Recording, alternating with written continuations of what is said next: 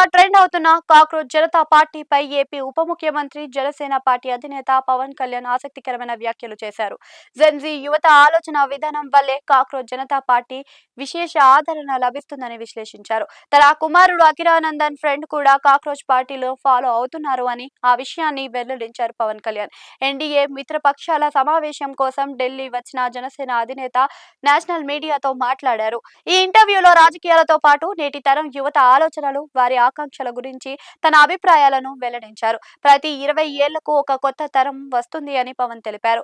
ఆ తరానికి తగ్గట్లుగానే ఆశలు, ఆకాంక్షలు కూడా మారుతూ ఉంటాయని పేర్కొన్నారు.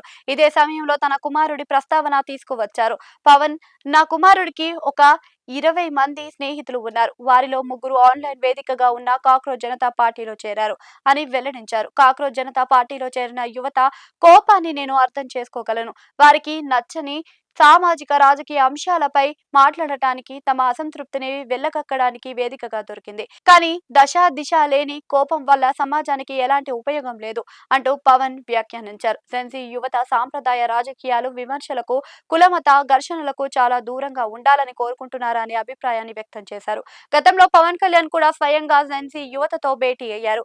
వారి ఆకాంక్షలు తెలుసుకునే ప్రయత్నం చేశారు. నిరంతరం జరిగే గొడవలు, ఒకరిపై ఒకరు చేసుకునే వ్యక్తిగత దూషణం రాజకీయాలకు, యువతకు ఇష్టపడేటట్లుగా చెబుతూ ఉన్నారు. ప్రశాంతమైన అభిప్రాయం మార్గంలోనే సాగే రాజకీయం కూడా వాతావరణాన్ని ఆశిస్తున్నారని అంటున్నారు. గొడవలు సృష్టించే నాయకులు కాకుండా నిరుద్యోగం, పర్యావరణం, కనీస వసతులు వంటి క్షేత్రస్థాయి సమస్యలను ప్రాక్టికల్ గా పరిష్కరించే లీడర్స్ కావాలి అని జెన్జీ గట్టిగా డిమాండ్ చేస్తుందనే అభిప్రాయాన్ని వ్యక్తం చేస్తున్నారు. అందుకే కాక్రోచ్ పార్టీకి తక్కువ సమయంలోనే ఎక్కువ ఆదరణ లభించినట్లు వ్యాఖ్యానిస్తున్నారు. అంతేకాకుండా తమ భావాలను ఎలాంటి ఫిల్టర్లు లేకుండా పంచుకోవడానికి, వ్యవస్థపై ఉన్న కోపాన్ని లేదా అసంతృప్తిని వ్యక్తం చేయడానికి యువత సరికొత్త డిజిటల్ ప్లాట్ఫామ్లను ఆశ్రయిస్తున్నారని చెబుతున్నారు.